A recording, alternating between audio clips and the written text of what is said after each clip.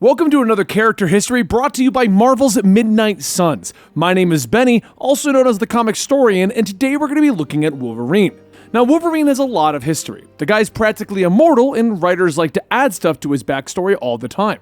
But has he had any brushes with the magical side of the Marvel Universe? Shockingly, he's had a few, but we'll get to that. First, let's look a little bit into his history.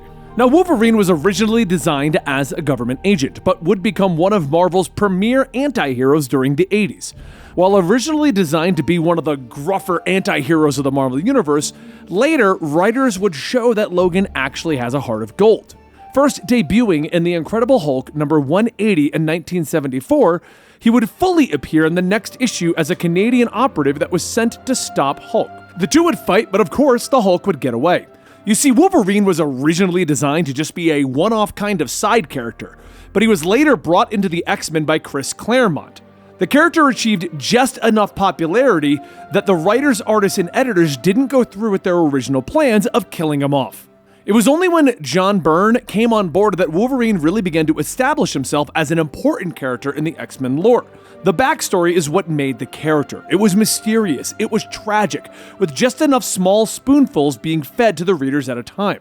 Wolverine would become one of the most popular characters in Marvel Comics throughout the 80s, 90s, and 2000s. And as a member of the X-Men, he would share some of their biggest moments.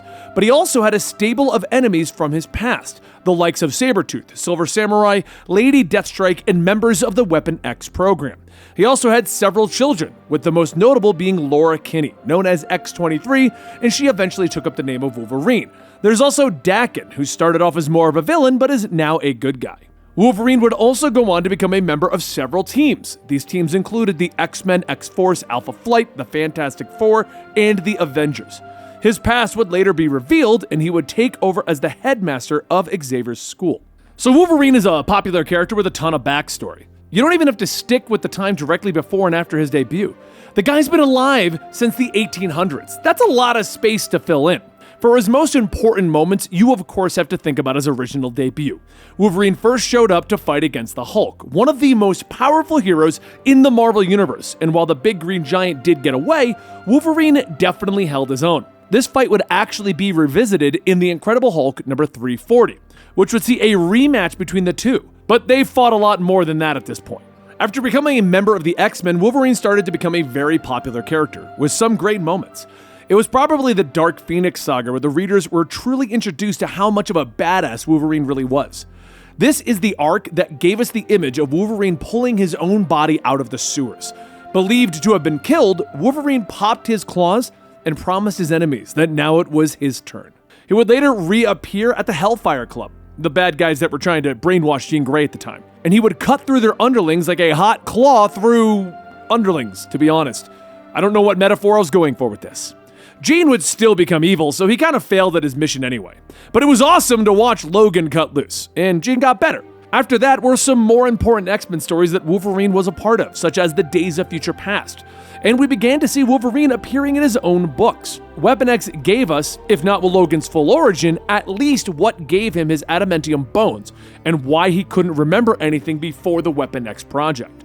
This showed Logan as a drifter. He was captured by the Weapon X program and experimented on. A mutant with a healing factor, they wiped out his memories and brainwashed him, making him a killing machine with a metal skeleton. Logan would escape though, cutting his way through the facility and killing anyone who got in his way. After escaping, he would regain his humanity and become an operative for the Canadian government. Wolverine's first limited solo series was merely titled Wolverine, and we saw that there was even more to Logan's past.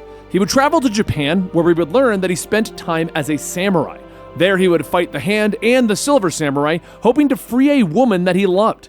This is also the story where we learn that Logan is the best at what he does, but he isn't very nice.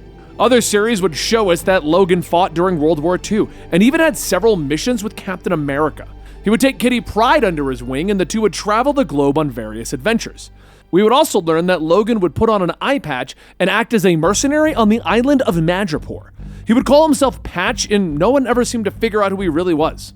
Another important storyline debuted in the 2000s. You see, after the House of M event, Logan finally remembered everything about his past. Marvel chose to give us a bunch of stuff, retconning and adding to his origin, making tracking his backstory that much more difficult, as the facts about him have just kept changing. But there was a series that showed us young James Howlett. Born in Alberta, James was a sickly child, and we learned that there was an affair going on with his mother and the groundskeeper, Thomas Logan, which may or may not have led to James's illegitimate birth. Thomas Logan is furious at John Howlett because of the things that James's mother has done, and so he goes in and kills John Howlett. James's mutant abilities manifest themselves, his bone claws popping out, and he stabs Thomas Logan. Afterwards, he would travel through the wilderness and grow into a man alongside a childhood friend named Rose.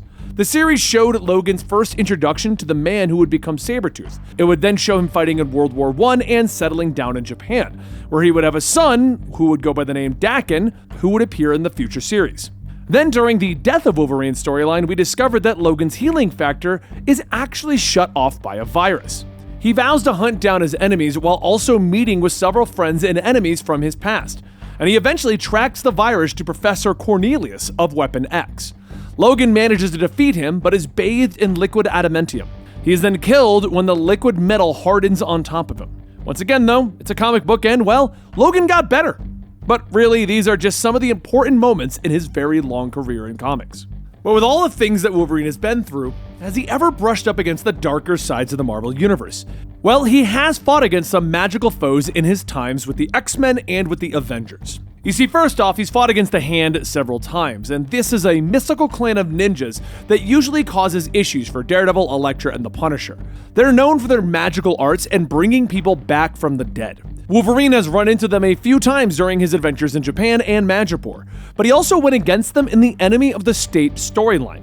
This series shows Wolverine heading to Japan to search for the nephews of Mariko, but he's captured by the Hand and brainwashed into becoming a killing machine again. What follows is Wolverine pretty much fighting against the heroes of the Marvel Universe, including the likes of Fantastic Four, X-Men, and S.H.I.E.L.D. He even helps the Hand kidnap Elektra so that she can be brainwashed as well.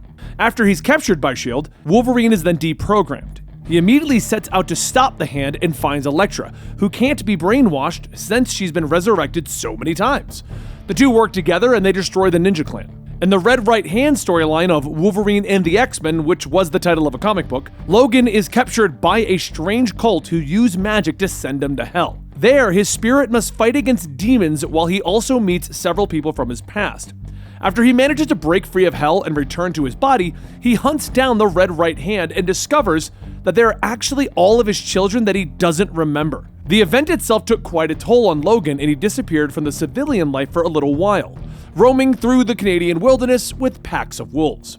In a more recent storyline, Wolverine is forced to hunt down vampires after Omega Red arrives on the island of Krakoa seeking sanctuary. Logan is ordered to hunt down those that could hurt Omega Red, and he runs into the vampires. Teaming up with a vampire hunter, he manages to defeat the clan of Predators. But it is later revealed that Logan was the target all along. After his vampires acquire the mutant's blood, Dracula then drinks it, and the mutant blood that flows through his veins allows him to walk in the sunlight. Wolverine the Vampire Hunter, Omega Red, and Beast come up with a plan to defeat the Vampire Nation, creating a clone of Logan with UV radiated blood that is given to the vampires. They drink the spiked blood and it weakens them, allowing the others to stop them. Dracula manages to escape, of course, because, well, he's got to show up a lot more in the Marvel Universe. Throughout the series, we also learn that the vampires and Wolverine share very similar strengths, though the mutant is weakened by sunlight. So there you have it, a few times that Logan has gone up against the supernatural forces on his own. While he might not be a magically bent hero, Wolverine has fought against them quite often. What kind of adventures do you think that he's going to have in Marvel's Midnight Suns? Play to find out and check back here as we look into the past of some of your favorite heroes that will be appearing in the game. And don't forget, guys, this video has been brought to you by Marvel's Midnight Suns. Thank you, and I'll see you next time.